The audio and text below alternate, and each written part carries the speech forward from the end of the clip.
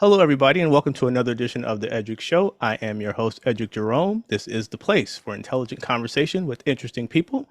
Don't forget, you can catch us on Spotify, Apple Podcasts, all of your favorite podcast hosting online streaming platforms. Please subscribe, drop us a line, give us a comment, let us know how we're doing as we continue to grow this thing from the ground up. My guests today are Liz Ogbu, activist and spatial designer, and Kristin Damrow, founder and artistic director of Kristin Damrow and Company, an Isadora Duncan Award-nominated contemporary dance company based in San Francisco. They are here to discuss their latest collaboration, Intentional Shift, which is a nomadic site-specific performance and artist-focused group series that brings closure to the program Now Hunters Point. Liz and Kristin, welcome to the show. Thank you for having us.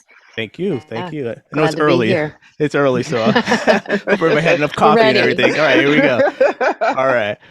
So let me just start out asking both of you or whoever wants to jump in. Tell me about the latest collaboration, Intentional Shift. And can you give me a brief history of the project and its goals and objectives? Kristin, you want me to start and then Sure. hand it off to you? Wonderful. Yes. Go for it. So Intentional Shift was designed to be an intentional close to the work at Now Hunters Point, which is a community-based activation project that has been active for almost a decade in the Bayview Hunters Point neighborhood of San Francisco. It's been located on the former site of the old PG&E power plant at Hunters Point. And back in the 90s, the community fought for the plant to close. It was finally closed in 2008, torn down, the land was cleaned. And then PG&E realized they probably had about a decade of which the land was going to be open before any development could happen.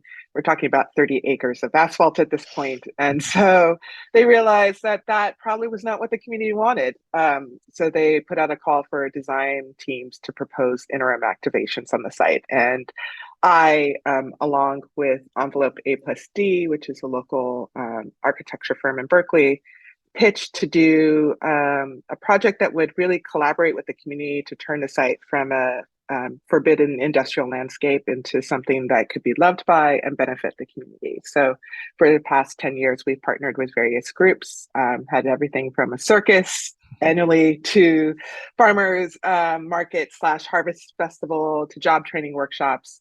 Over 30,000 people have come to the site. And all the while we collected ideas of what they wanted to see in the future. And it actually led to the development of a kind of shoreline park, which is actually where Intentional Shift was cited.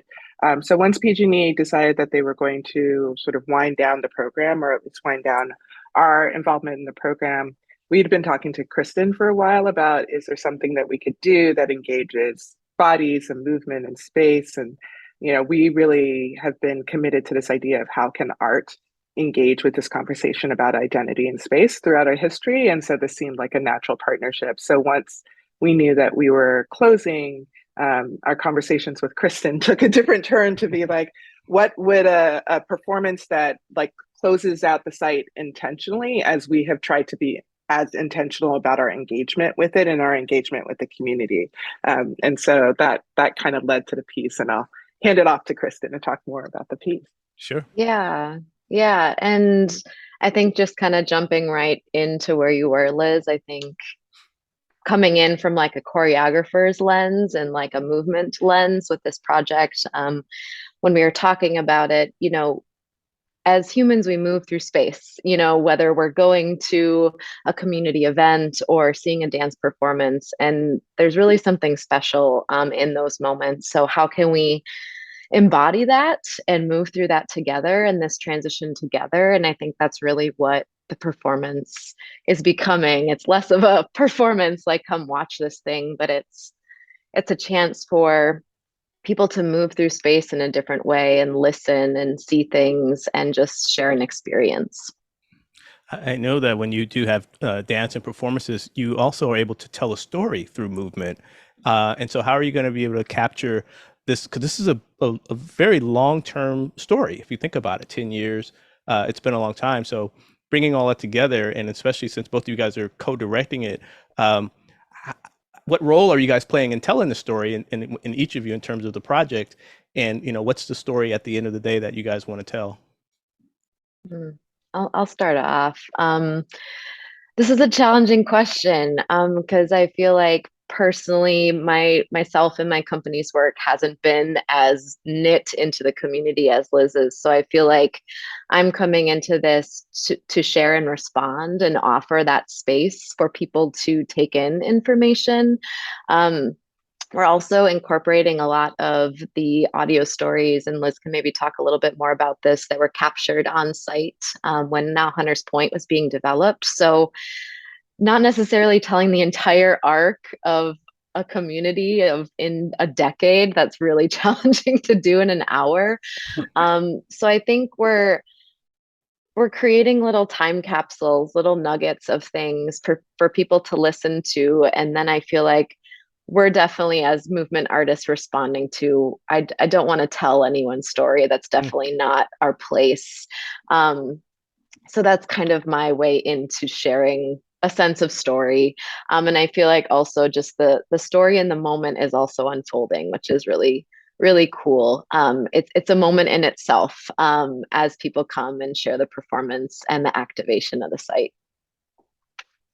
Yeah, and I think that storytelling has been something that has been part of the DNA of Now Hunters Point since the beginning. When we originally started working in the community, and, I grew up in Oakland, and even though that's a stone's throw away, right, it's still a different world, right? And so to start off the project, we actually sat in individual conversations with a number of the community activists who had fought for the plant to come down.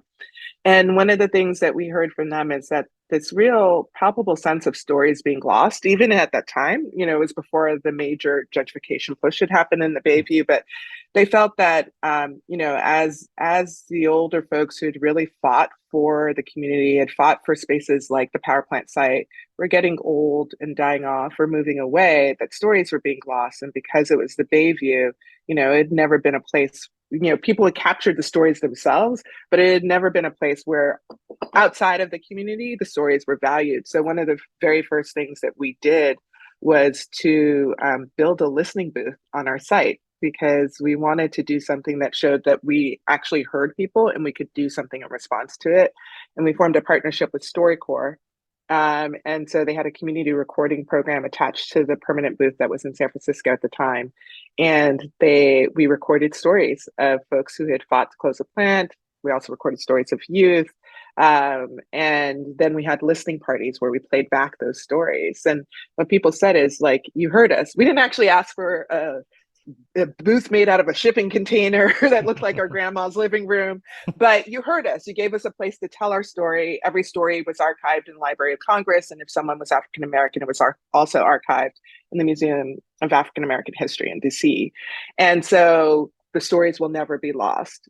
We also made them available on our website. And then the Shoreline Park, where the performance is occurring, you will actually see that there are quotes embedded into the landscape. And that was another act of making sure that these stories would always be known. I would also add that as we have been crafting the piece, we've been doing a lot of engagement within the community this past summer. And one of the things that we did, we were like at Juneteenth, we did a big event that brings together community organizations to engage people in what were the stories that they wanted to tell about Bayview Hunters Point now. And all of that has sort of been the seed for inspiration for Kristin and KDC, as well as the local artists that we've been working with. And then the final thing I'll say is, when I teach architecture students, I talk to them about thinking about design not as a period at the end of the sentence, but actually a comma. There's a whole life that is going to happen after we do whatever it is that we do. And so I think, as we think about this piece, it's not, even though we're calling it this intentional close to this phase of Now Hunters Point, we're not thinking of it as like, that's the end, but actually, how do we tee up the community to then do other stuff with the spaces, other stuff with building the identity. So one of the things that we're actually producing that will be handed out at the performance is what we've been calling a pamphlet for action. So unlike the typical program that you get, at a performance, we do have that part, but it also has, these are all the things we heard and learned over our almost decade being on this site of what the community wanted to see, what was important to them. And then here are some tips of how you can continue to remain engaged as being a steward of this land. You mentioned the community, who is obviously a partner in this, but who are some of the other collaborators that you guys are working with specifically on this piece? Yeah, we're working with Lila Pittman, who's the coach and director of Feline Finesse, which is a youth dance troupe based in Bayview. They're also performing some dance pieces. Malik Seneferu is doing a visual art piece, an interactive piece that's going to be on site as well. Prescott Circus Theater, which is a theater company, all youth again, also performed at Now Hunters Point a lot. They're Oakland based. They're also going to be performing. So we're really bringing together a lot of different artists, and also these themes that we're talking about: identity, place, belonging, storytelling. We're inviting everyone into those. So we are really trying to come in all with these same thoughts and intentions as we're creating the work and performing. What are some of the challenges of working with such a large space to make sure that the movement remains intimate? Because dance ultimately is an intimate art form. So, what are some of the challenges you guys are facing, and how are you navigating around that? Because I imagine it's pretty massive space to cover. Oh, yes, it is. As I'm like thinking of rehearsal later today and going out there. It's a playground. It's really fun, in all honesty, just thinking of those questions and how to stay intimate in the performance, as well as like, you see the bay, you see the hill with all the housing, you see the power plant, like you're in the elements of the stories that are being told, and you're seeing the neighborhood. So it creates just, it's magical in a way, to sound very like artsy about it, but it's really cool. And it's fun to create in that space. And I think also one really important element that we did in some of our focus groups with the other artists is moving together and inviting people in to move together. And that's really something we're trying to feed into this. So there might be chances for people to move. We might not do like a 5, 6, 7, 8 choreography phrase. Like, that's not what it's about, but it's about just embodying a moment and a place and being there.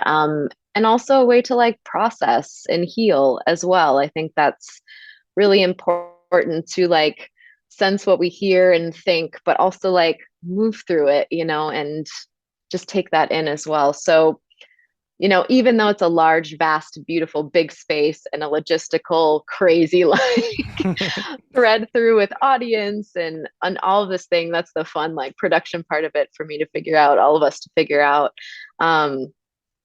But yeah, like moving together as well as seeing movement, I think is a really important thing we're bringing into it. And I'll also add that, like, I think when the space was designed, it was really built around this idea of how could we reconnect people to the land, and how could we create spaces that really allow people to explore their own physical relationship with the land. So even hearing Kristin say about like all these different experiences you get as you move through it, like I feel like that's very much what was intended with the design of the space.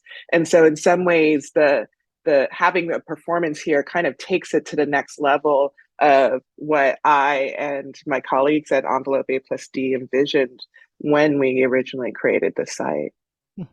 Well, I know you guys are super, super busy and, getting ready for this wonderful piece that's going to be happening in September 24th, I believe. So maybe can you give us the date and details about when people can come out and check it out, and also where they can get more information?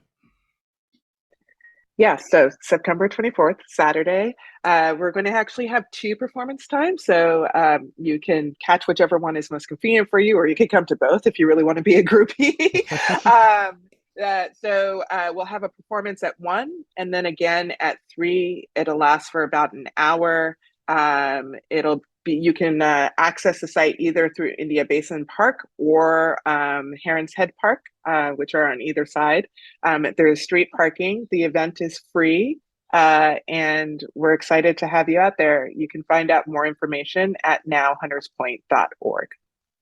Excellent. And for those of you who will be watching on our YouTube channel, I'll definitely have a link in the description, and you can click it and get all the information about not just this performance, but this wonderful project that has been ongoing for the past 10 years. Well, again, Liz, Kristin, thank you so much for taking time out of your busy schedule for coming on the Eddrick Show today. Thank you.